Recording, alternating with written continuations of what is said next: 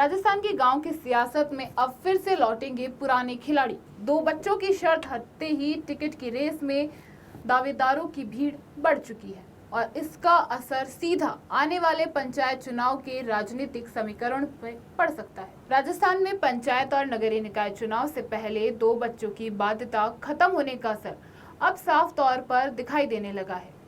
इस फैसले के बाद उन नेताओं और कार्यकर्ताओं के लिए चुनावी रास्ता खुल गया है जो दो से अधिक बच्चे होने के कारण पहले चुनाव लड़ने से बाहर हो चुके थे।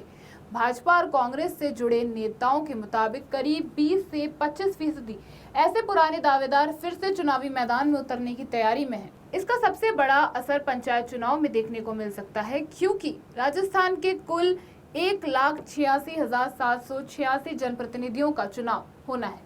इनमें 1,36,501 पद ग्रामीण क्षेत्रों के हैं, जबकि 10,244 पद नगरीय निकाय चुनाव से जुड़े हुए हैं।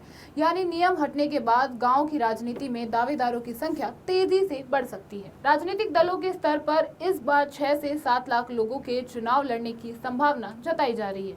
अगर एक सीट पर औसतन 5 उम्मीदवार मैदान में उतरते हैं तो संभावित दावेदारों की संख्या करीब 7,33,000 तक पहुँच सकती है।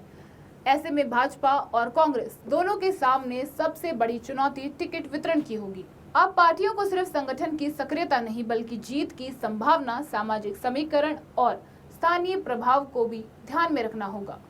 कई सीटों पर पुराने और नए चेहरे के बीच सीधा टक्कर देखने को भी मिल सकती है।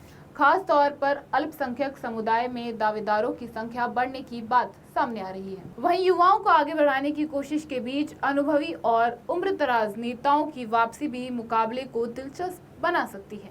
यानी कई क्षेत्रों में सियासी लड़ाई युवा बनाम अनुभव के रूप में दिखाई दे सकती है। सबसे अहम बात यह है कि दो बच्चों की शर्तें हटने के बाद कई पूर्व जनप्रतिनिधियों और प्रभावशाली नेताओं की वापसी संभव है। ऐसे में पुराने राजनीतिक गुट, परिवारों की प्रतिद्वंदिता और स्थानीय समीकरण फिर सक्रिय हो सकता है। यानी पंचायत चुनाव में इस बार सिर्फ वोट ही नहीं, टिकट की लड़ाई भी बेहद दिलचस्प रहने वाली है।